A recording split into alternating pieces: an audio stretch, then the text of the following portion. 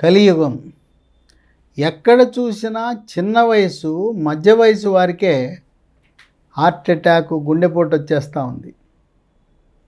గుండెపోటు వచ్చిన తర్వాత అసలు సగం దాకా హాస్పిటల్కే చేరలేకపోతున్నారు. ముఖ్యంగా గ్రామీణ వాసులు హాస్పిటల్ చేరకముందే దైవ సన్నిధికి వెళ్ళిపోతున్నారు. 108 అంబులెన్సులు ఉన్న గిరిజనులు, మారుమూల ప్రాంతాలుండే గ్రామాల వారు అత్యాధునిక సదుపాయాలు అందుబాటులోకి వచ్చే ముందే వారు దైవ సన్నిధికి వెళ్ళటం అనేది విశేషం. ఈ మధ్యకాలంలో గుండెపోటు ఎందుకు ఈ చిన్న వయసులో, మధ్య వయసులో వస్తుందంటే దానికి ప్రధాన కారణం రక్తంలో చెడు కొలెస్ట్రాలు, బ్యాడ్ కొలెస్ట్రాలు, దీన్ని ఎల్డిఎల్ కొలెస్ట్రాల్ అంటారు. ఇది పెరగటము, దానివల్ల హార్ట్ అటాక్ వస్తూ ఉంది. అట్లాగే రక్తంలో ట్రైగ్లిజరైడ్ అంటారు, కొవ్వు, ఇది పెరిగిపోవడం వల్ల కూడా హార్ట్ అటాక్లు వస్తున్నాయి. థైరాయిడ్ గ్రంథి అంటే మెడ ముందు భాగాన సీతాకోక చిలుక ఆకారం ఉండే థైరాయిడ్ గ్రంథి సరిగా పనిచేయకపోతే ఈ చెడు కొలెస్ట్రాల్ శాతం పెరిగిపోతుంది, ట్రైగ్లిజరైడ్ పెరిగిపోతుంది. ఈ పెరిగిపోయి ఈ రక్తంలో అధికంగా ఉన్న ఈ చెడు కొలెస్ట్రాల్, ట్రైగ్లిజరైడ్ కొవ్వు కలిసి గుండె కండరాలకు రక్తము సరఫరా చేస్తున్న కరోనరీ ధమనులు చాలా చిన్నవి ఉంటాయి, ఆ గోడల్లో పేరుకుపోతుంది, లోపలి గోడల్లో కొవ్వు పేరుకుపోతుంది. కొవ్వు పేరుకుపోవడం వల్ల రక్త ప్రవాహం పాక్షికంగా తగ్గిపోతుంది. ఈ కొవ్వు పేరుకుపోతే మన రక్తంలో ఉండే ప్లేట్లెట్ కణాలు ముందెళ్ళి అక్కడ గుచ్చుకుంటాయి, అక్కడ జారుతాయి. ముందు ప్లేట్లెట్ కణాలు అతుక్కుంటాయి కొవ్వుకి, ప్లేట్లెట్ కణాలు ఎత్తుక్కోగానే మళ్ళీ వెళ్ళిపోయి ఈ ఎర్ర కణాలు, తెల్ల కణాలు అతుక్కుంటాయి. ఇంకేముంది, ఎర్ర కణాలు, తెల్ల కణాలు, ప్లేట్లెట్ కణాలు అతుక్కొని ముద్దగా ఏర్పడిందంటే గడ్డగడుతుంది. పాక్షికంగా రక్త ప్రసరణ కొరనరీ ధమనంలో తగ్గితే ఎప్పుడైతే రక్తం గడ్డగట్టిందో మొత్తం ఆ కొరనరీ ధమని అంతా మూసుకుపోతుంది. ఆ కొరనరీ ధమని మూసుకుపోతే గుండె కండరాలకు రక్త సరఫరా జరగదు, ఆక్సిజన్ అందదు, దాన్నే హార్ట్ అటాక్ అంటాం. ఈ హార్ట్ అటాక్ ఈ మధ్యకాలంలో అనేక మందిని కబళించేసింది. రాజకీయ నాయకులను, సినీ ప్రముఖులను, ఒకరేంటి మన ఆప్తులనే వారందరినీ కూడా దైవ సన్నిధికి తీసుకువెళ్ళింది.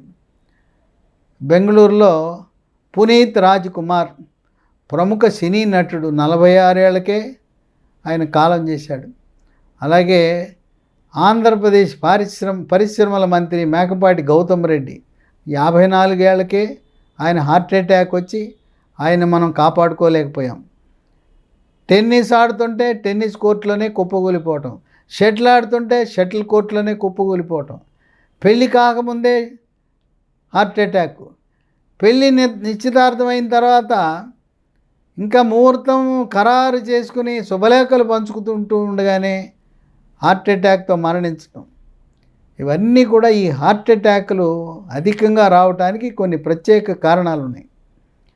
థైరాయిడ్ సరిగా పనిచేయకపోవటం, తర్వాత స్థూలకాయము, భారీకాయం, షుగరు, బీపీ, తర్వాత బీడీ, సిగరెట్టు, చుట్టా, గుట్కా, పాన్ పరాగు, నస్యము, జరదా, కిళ్ళి, కారా కిళ్ళి, పొగాకు ఉత్పత్తుల వినియోగం వల్ల నికోటిన్ అనే ఒక భయంకరమైన విష పదార్థము అది కరోనరీ ధమనులు మూసుకుపోయేలా చేస్తుంది. మీకు నిజంగా చిత్తశుద్ధి ఉంది, మీ భార్య పోరుతుంటే, మానాలని ఉంటే, ఈ పొగాకు ఉత్పత్తులను పూర్తిగా దరి చేరకుండా చేయాలంటే ఒక ట్యాబ్లెట్ మార్కెట్లోకి అందుబాటులో వచ్చింది. దాని పేరు బూప్రాన్ XL, BUPRON XL, 150 మిల్లీగ్రాములు. సన్ ఫార్మా కంపెనీ వాళ్ళు తయారు చేస్తారు. ఉదయం టిఫిన్ చేసిన తర్వాత వరుసగా 3 నెలలు బూప్రాన్ XL అనే ట్యాబ్లెట్లు వాడితే మళ్ళీ జీవితంలో పొగాకు ఉత్పత్తుల జోలికి వెళ్ళరు. మద్యం సేవించినా కూడా హార్ట్ అటాక్ వస్తుంది. అట్లాగే మానసిక ఒత్తిడి, కుంగుబాటు, టెన్షను, డిప్రెషను, అప్పుల బాధ, భార్యాభర్తల మధ్యన ఘర్షణ వైఖరి, తర్వాత పిల్లలు ఆశించిన రీతిలో చదవటం లేదు, వాళ్ళు నీట్ పరీక్షలో, JEE పరీక్షలో ర్యాంకులు రాలేదు, సీట్లు రాలేదు, ఆ విధంగా తల్లిదండ్రులు మానసిక ఆందోళనకు గురవుతారు. ఈ కారణాల వల్ల హార్ట్ అటాక్ అధికంగా వస్తూ ఉంది. మరి దీనికేంటి పరిష్కారం? ఎవరికైనా ఛాతీలో నొప్పొచ్చి ఛాతీలో నొప్పితో పాటు చెమటలు పట్టి ఆయాసం వస్తే అది హార్ట్ అటాకే, గుడ్డి గుర్తు. చాలామంది ఏంటంటే ఛాతీలో నొప్పి రాగానే ఇది గ్యాస్ ట్రబుల్ అని చెప్పి జెలుసిల్ ఇద్దామా, శుక్రాలు ఇద్దామా, ప్యాంటోసిడ్ ఇద్దామా, ఓమేజ్ ఇద్దామా అని చెప్పి ఏదో గృహ వైద్యం చేస్తుంటారు. ఈ ఛాతీలో నొప్పి వచ్చిన వాళ్ళు 12 గంటల తర్వాత తెల్లవారుజామున వస్తుంటుంది, చాలా డేంజరు. పాపం వాళ్ళు కుటుంబ సభ్యులను ఎందుకు నిద్ర లేపటం అని చెప్పి బాధపడుతూ ఉంటారు. ఇప్పుడు మనకి ఏ రవాణా ఉండదు, ఎక్కడికి వెళ్ళాలన్నా కూడా కష్టంలే అని అనుకుంటారు. ఏం అనుకోకుండా కుటుంబ సభ్యులు నిద్ర లేపండి, 108 అంబులెన్స్ని పిలవండి. షుగర్ ఉన్న వాళ్ళు, వాళ్ళకి ఛాతీలో నొప్పి తీవ్రంగా రాదు. ఎందుకంటే షుగర్ 5-10 ఏళ్ళు ఉంటే నరాల బలహీనత ఉండి ఛాతీలో నొప్పి రాదు. ఎట్లుంటుందంటే ఛాతీ మీద గుండురాయి పెట్టినట్టు, లేకపోతే ఛాతీలో ఒక పిల్లవాడు కూర్చుంటే ఎలా బరువు పెట్టినట్టు ఉంటుంది, అలా ఉంటుంది, కానీ నొప్పి ఉండదు. కానీ చెమటలు, ఆయాసం తీవ్రంగా ఉంటుంది. అదే గుండెపోటుకి మనం ఒక గుడ్డి గుర్తుగా భావించాలి. ఈ రోజున ఆంధ్రప్రదేశ్ రాష్ట్రంలో, ఒక్క రాష్ట్రంలో గుండె జబ్బులతో 38 లక్షల మంది బాధపడుతున్నారు. 38 లక్షల మంది మందులు వాడుకుంటూ ఉన్నారు. అదృష్టవశాత్తు ఈ గుండె జబ్బులన్నీ కూడా ఆరోగ్యశ్రీలో, ఎన్టీఆర్ వైద్య సేవలో కవర్ కావటం విశేషం.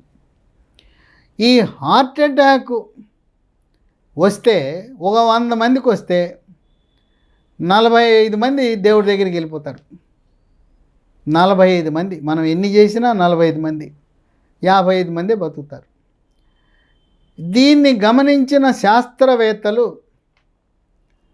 ఈ గుండె నొప్పి, ఛాతీ నొప్పి వచ్చిన మొదటి గంటలోనే ఆ కరోనరీ ధమనులలో ఉన్న రక్తము గడ్డని కరిగించే మందు ఇస్తే మరణాలను బాగా తగ్గించవచ్చని వైద్య పరిశోధనలు, భారతీయ వైద్య పరిశోధన మండలి కూడా నిర్ధారణ చేసింది.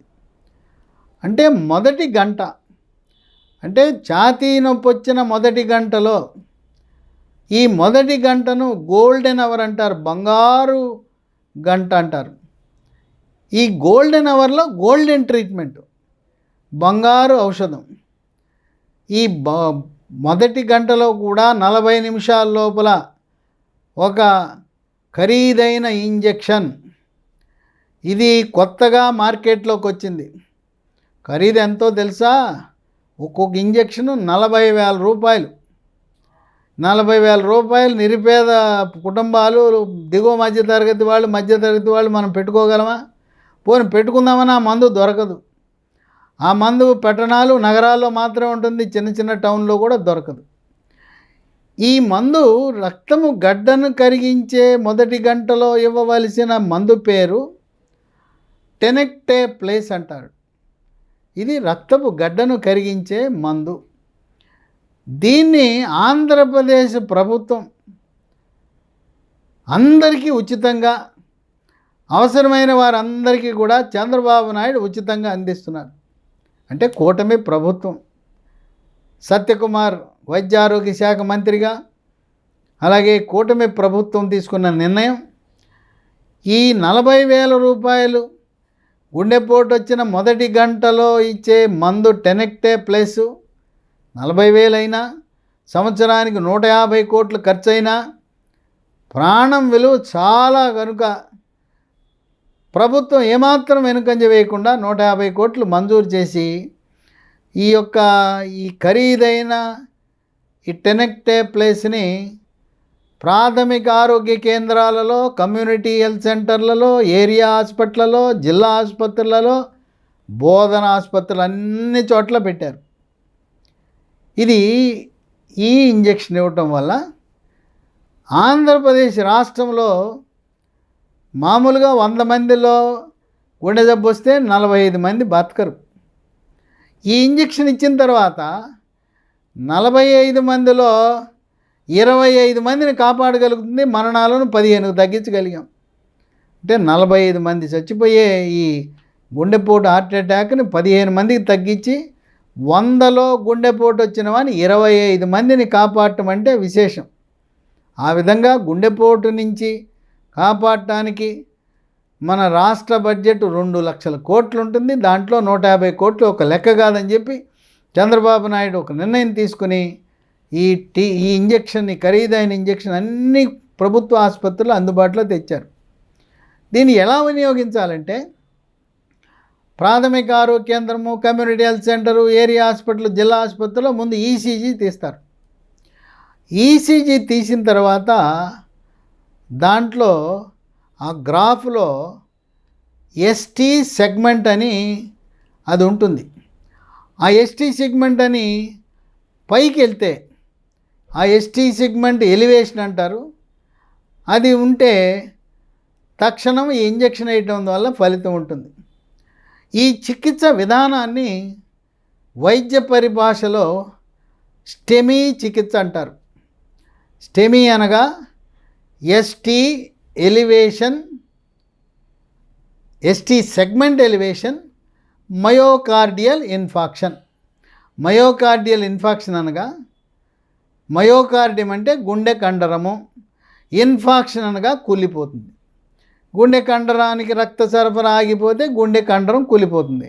ఎట్టా షుగర్ ఉన్న వాళ్ళకి కాళ్ళకు వెళ్ళే రక్తనాళాలు మూసుకుపోవటం వల్ల కాళ్ళ వేళ్ళు నల్లబడిపోయి, ఎండిపోయి, నల్లగైపోయి కూలిపోతాయో అదేవిధంగా గుండె కండరాలు కూలిపోయేదాన్ని మయోకార్డియల్ ఇన్ఫాక్షన్ అంటారు. ఈ స్టెమీ చికిత్స అనేది భారతదేశంలో ప్రభుత్వ పరంగా అమలు చేస్తున్న ఏకైక ప్రభుత్వం ఆంధ్రప్రదేశ్ ఎన్డీఏ కూటమి ప్రభుత్వం. మనం ఆదర్శప్రాయంగా మన ప్రజలను కాపాడటానికి, మరీ ముఖ్యంగా యువకులు, మధ్యతరగతి వాళ్ళు కూడా ఈ గుండెపోటు బారిన పడటం వల్ల ఈ ఖరీదైన గుండెపోటు ఇంజక్షన్ని మనము వాడటము ద్వారా ప్రాణాన్ని కాపాడచ్చు. ఇంజక్షన్ వేశారు, వేసిన తర్వాత ఇంటికి వెళ్ళటమా కాదు, ఇంజక్షన్ వేసిన తర్వాత ఎక్కడైతే క్యాత్ ల్యాబొరేటరీ అనే అన్ని సదుపాయాలు కలిగిన కార్డియాలజీ, గుండె డాక్టర్ ఉన్న ప్రభుత్వ హాస్పిటల్ లేదు కార్పొరేట్ నెట్వర్క్ హాస్పిటల్, ఆరోగ్యశ్రీ హాస్పిటల్కి వెళ్ళి అక్కడ అడ్మిట్ అయ్యి ఐసీయూలో అడ్మిట్ అయ్యి చికిత్స చేయించుకోవాలి. ఇంజక్షన్ వేసిన తర్వాత ఆ కరోనరీ ధమనులో ఉండే ఆ క్లాట్ అంటాం, ఆ రక్తపు గడ్డని కరిగిచ్చేస్తుంది. అప్పుడు కొంతమందికి యాంజియోగ్రామ్ అనే పరీక్ష చేసి, గతంలో యాంజియోగ్రాము తొడ దగ్గర పెట్టి చేసేవారు. తొడ దగ్గర చేసి ఒక ఇసుక సంచిని పెట్టి రోజంతా ఉంచేవారు. ఇప్పుడు యాంజియోగ్రాము గుండెకి చాలా సులభతరమైంది.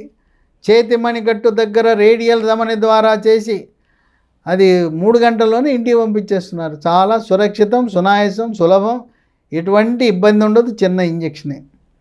యాంజియోగ్రామ్ చేసి కొంతమందికి ఆ రక్తము గడ్డ కరిగిన తర్వాత మళ్ళీ అక్కడ గడ్డ కట్టకుండా సన్నటి ట్యూబులు, పైపులను స్టెంట్ అంటారు, ఆ స్టెంట్లు వేస్తారు.